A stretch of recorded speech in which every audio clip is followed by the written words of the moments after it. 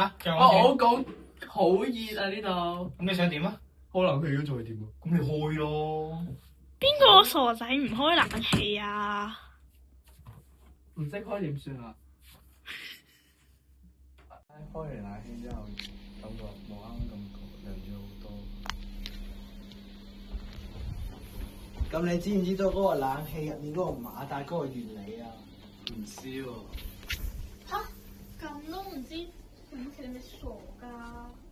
哇！你唔得咁樣講喎，你咪 bully 我啊！吓？咁樣就計 bully 啊？我冇呢個試師咯，但係我就係同你講咧，好多人咧都認為呢個空氣咧就係靠製冷劑而涼起身嘅，但係根本唔係咯。如果冇摩打啊，就算製冷劑再凍啊，間房根本都涼唔起身。因為熱量係唔識得自己移動㗎，必須係要靠呢個空氣流動嚟搬運，而呢一步就係旋轉啦。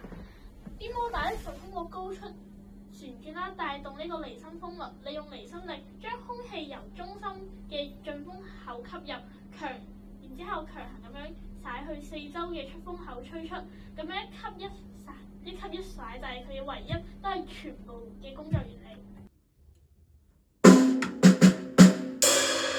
講起呢啲，我好似都知少少喎。